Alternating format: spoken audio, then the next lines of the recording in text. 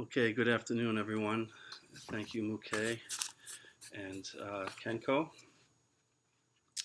and welcome to the first day of our year-end session. And welcome to my music studio. As it just so happens, my partner uh, has come down with COVID, so my altar and usual setup is in the bedroom, but that's the medical room today. Everything is fine here, but coming to you from my music studio. Um, so here we are on the first day of session, and wanted to talk a little bit about session first. Um, I think of session more than anything else as a container, a schedule um, itself that is a container that holds and supports us. Um, it's very interesting. I've been doing sessions for some time now, and I still always get uh, kind of antsy and a little nervous before a session begins. Um, and especially when we're away, the whole first day when we're setting up, I feel this kind of, I don't know if it's anxiety or nervousness building up in me. Um, and that always lasts until the very moment that I step foot in the Zendo for Ango entry. There's something about once I step into that container uh, that it allows all the nervous energy to kind of dissipate, and I feel that I'm in it, and I feel that right now we're all in it also. But as this is a remote session, as it is a remote retreat, it's a more subtle kind of practice. You know, usually we enter the container, we step foot in it, and then we don't step out of it until the very end of the retreat a week later.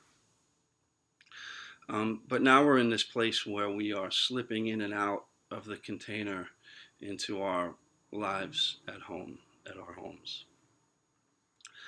And I think in some ways this is a more difficult practice, but at the same time, it offers a unique perspective of our practice, which we can observe as we flow in and out of this container.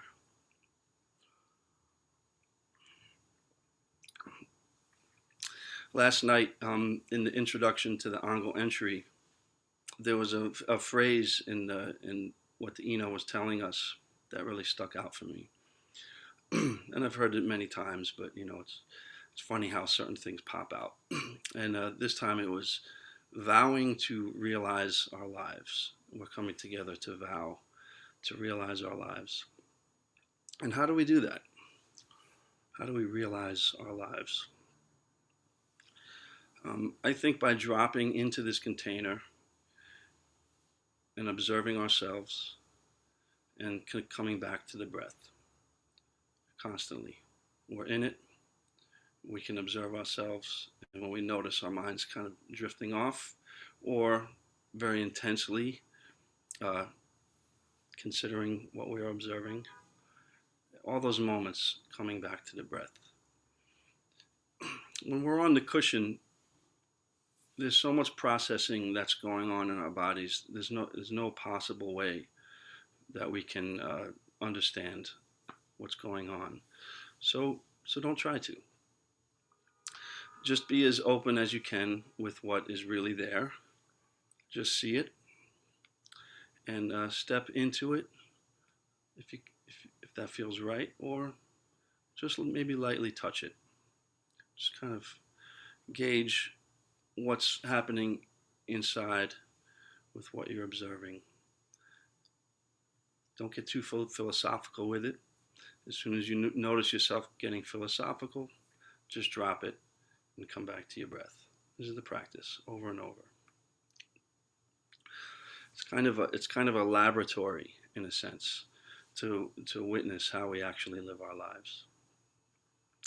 And in this laboratory, we can experience We can experience going there, going to that place where we lightly touch or step in.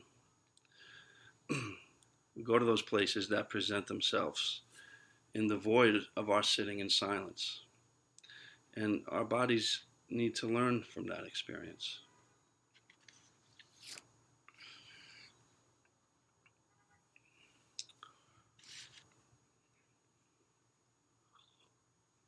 As I said before, I get nervous before a session begins, but once I step into it, that's gone.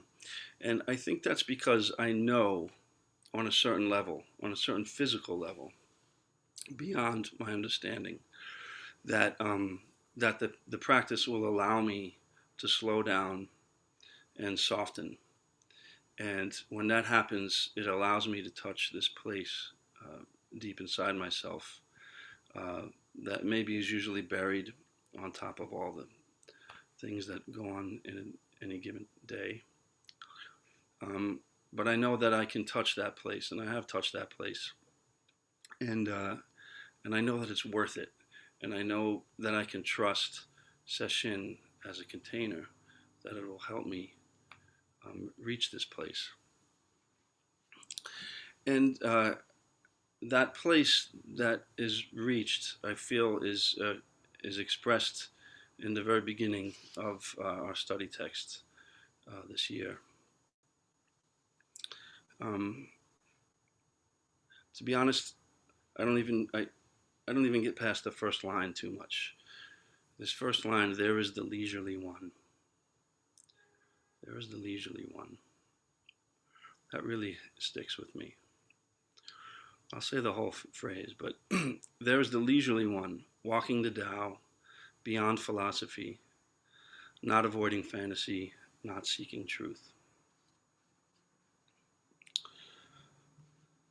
So, who is this leisurely one? Do you ever freak out? Uh, I freak out sometimes when I'm writing a Dharma talk.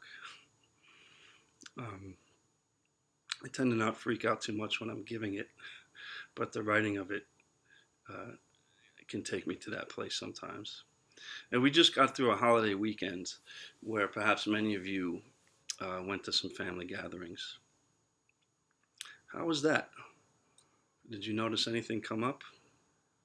Those family gatherings can bring up all sorts of stuff that may trigger freaking out. Or maybe it happens when you drive or waiting on hold for customer service or stuck in a long line. Where's the leisurely one in these moments?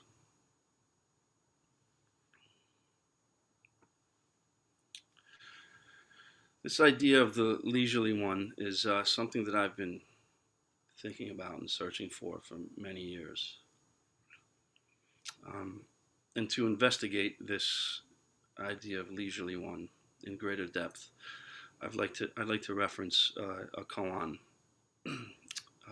that may unpack this a little bit, that has had a very powerful effect on me.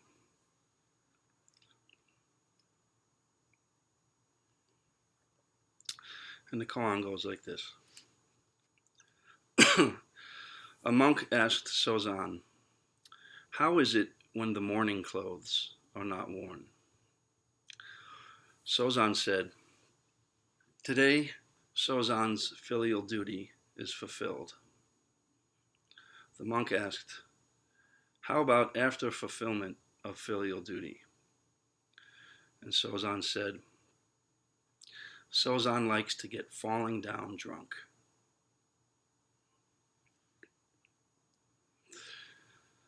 So let's unpack this a little bit. I'd first like to look at the question that the monk asked. How is it when the mourning clothes are not worn? And just to clarify, this is the word mourning, mourning, mourning clothes. The mourning clothes. What might the mourning clothes look like for you?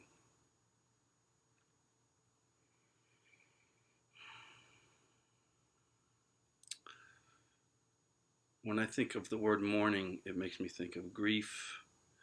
Um, it makes me think of things that we're still holding on to, perhaps that we haven't fully grieved. And perhaps grief isn't the right word for you. Um, but I think this concept of these mourning clothes is something that we can all relate to in some way.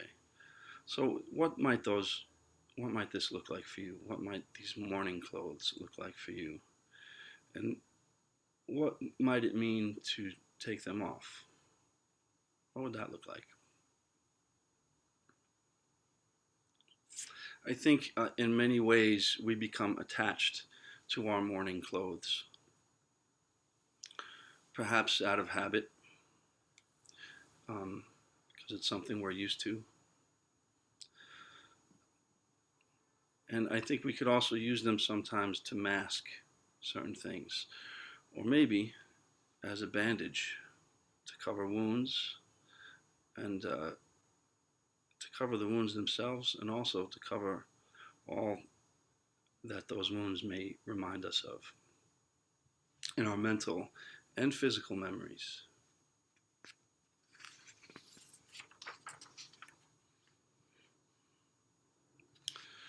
I think taking off our mourning clothes can be a scary thought, and also on a deeper level may be very risky, which is why I think we so often stay in them and fall into these clothes because they feel uh, comfortable in how familiar they are.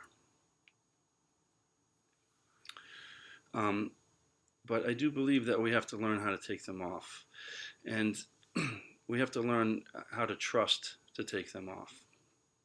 And again, I think Sesshin is a great laboratory to practice this. You know, perhaps if something comes up for you that you may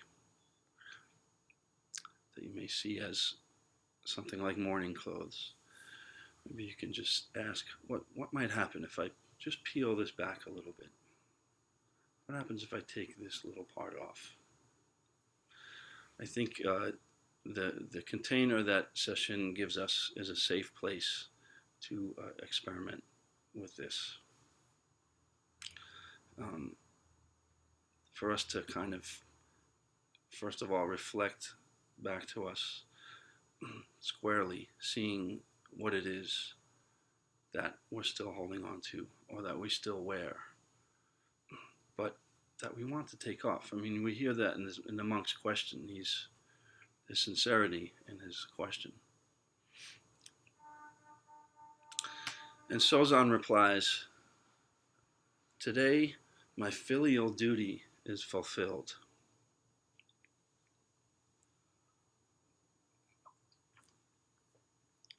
I think that's kind of a remarkable response. Um, First of all, what strikes me in that response, first of all, is the word duty. And what is it that we feel is our duty? You know, as we go through any day, and we may have little voices, especially critical voices in our heads, telling us what we think we ought to do and what we should do, and maybe what we ought to have done. What do we feel is our duty? But what does Sozan mean when he says his filial duty is done? Filial kind of coming from the word about family, but Sozan was a abbot of a temple and left his family. So we might say that his family is the Dharma and following the Dharma. So what is the duty for one following the Dharma?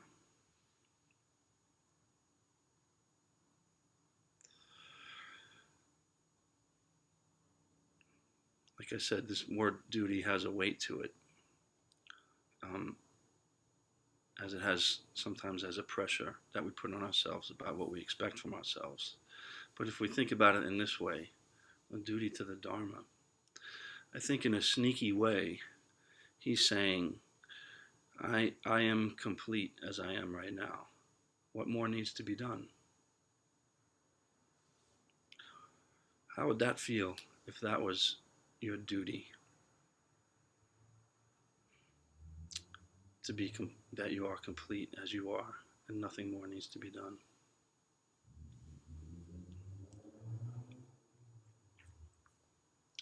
The monk then very sweetly asks, okay, well, how about after filial duty is fulfilled? What's it like?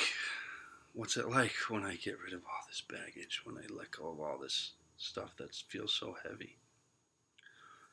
And he says, I like to get falling down drunk. So what does he mean by that? This is a little line from the verse of this koan. Walking drunk, singing crazily, turban hanging down, ambling with tousled hair, who cares? In great peace, with no concerns, a man falling down drunk. This image, and that last line, in great peace, with no concerns, a man falling down drunk, when I first worked on this koan, penetrated my heart like a very sharp arrow.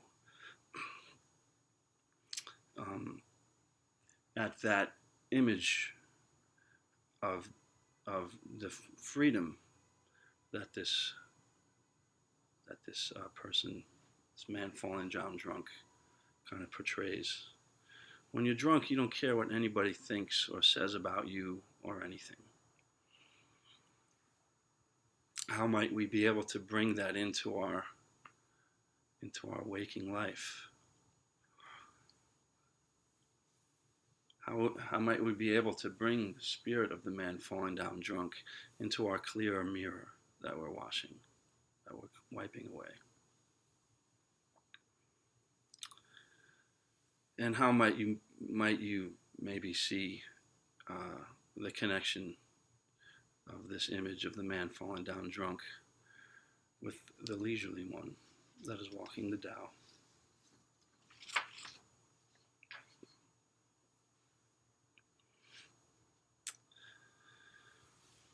One such person that I'd like to speak about a little bit, who I think modeled this idea of the leisurely one to a T, was maybe my greatest musical mentor, who just passed away a few weeks ago. And Jifu had written to the group about him a little bit. His name was Barry Harris. He passed away a week before his 92nd birthday. And way back sometime in the 70s, out of a fluke, it wasn't anything that he thought was going to happen. He organized this kind of group class, in a sense, for some musicians one day to come in and just kind of use that space as a laboratory to explore musical ideas and musical realities. And it just so happened that that class ended up continuing weekly. For a long time, it was twice a week. For about 50 years. It started off as a one-time little lesson, turned into a 50-year class. Reminds me very much of how Zen masters founded some monasteries. And if you knew him at all, he was always practicing, in a sense. He was always thinking about music, whether he was walking down the street, when he was waking up, not only when he was in class. You knew it was something that was always going on for him. A great example of that was he introduced me to another great teacher that I had that I've spoken about, named Sophia Rosoff. And when Sophia turned 95, he came to her birthday. And I remember he walked in and people said hello, and there was a bunch of people there, and he instantly started talking about why we should consider a scale having 8 notes instead of 7 notes, and that there needs to be a half step between the fifth. He immediately started talking about music and teaching. It was just like it was always flowing in and out of him, no matter where he was. And I wanted to look at something that he said in one of these classes once that I think is great. And this came from him talking about rhythm, importance of rhythm. And this is what he said. He said, the hardest thing to tell is what comes first. Are the hands doing something that they're used to, or is the mind leading the hands? Your hands are separate entities, and they like certain grooves. And if you're not careful, they'll just play those grooves that they like. I come the closest to being original if I think of rhythm first. Then he sits down and plays an example, which is stellar, of rhythm. And he plays it, and he obviously was really in the rhythm. And he finished it, and he says, and I still can't tell who's doing what. I can't tell if the fingers are leading me or if I'm leading the fingers.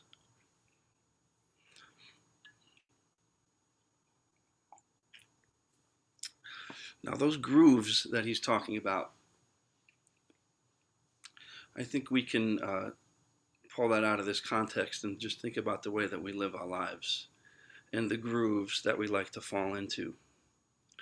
Um, maybe you want to call them morning clothes.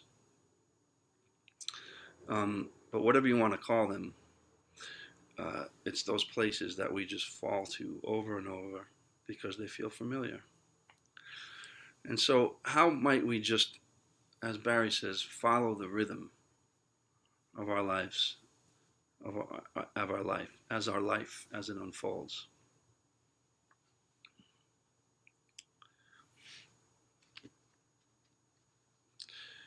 I know I've heard many people in Dharma talks talk about flow, about being in the flow.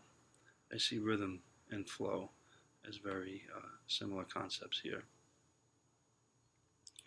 Um, but regardless, I think it's something that we need to feel in our bodies.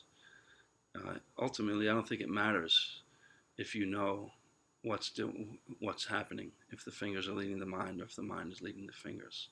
Ultimately, it doesn't matter. Um, and if we look at the rest of the verse from this study text, the real nature of ignorance is the Buddha nature itself.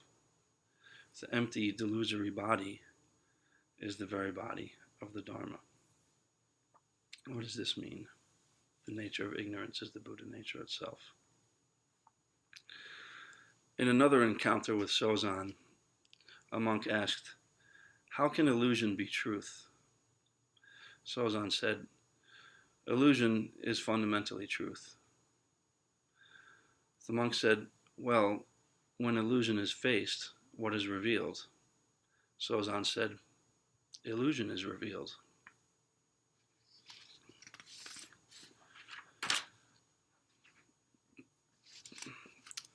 It was put another way by the great saxophonist Charlie Parker. He said, master your instrument, master the music, and then forget all that bullshit and just play. So how do we just play?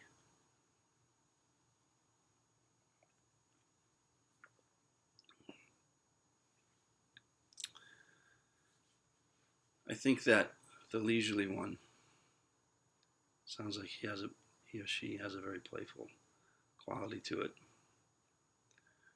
And the man falling down drunk gives us a really good illustration of that quality.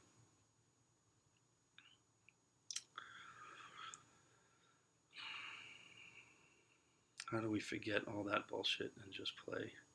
How do we step out of our morning clothes or follow the flow and not just fall into those grooves that we always fall into. I think we can use this time of this week to really explore these ideas and explore ourselves, explore our own lives, what comes up, and just allow ourselves to just be there with it, to just, as I said before, lightly touch, and if it feels right, maybe even step into it or peel back some layers and just observe, just investigate our lives. And as the Eno said again at the beginning, we vow to realize our lives. And realizing our lives is living our lives. So please use this time uh, gently, especially as we move in and out of this container. Be very gentle with ourselves.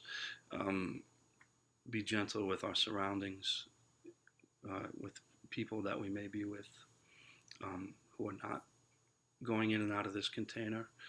And let's use it as an opportunity to really see who we are as we come in and out of practice and flow in and out of our practice into our lives. And maybe see that it's all continuous practice and there doesn't need to be any stopping of one thing or beginning of another. It's all one line that we can draw a thread to from beginning to end in that perfect rhythm and in that perfect flow. Thank you very much.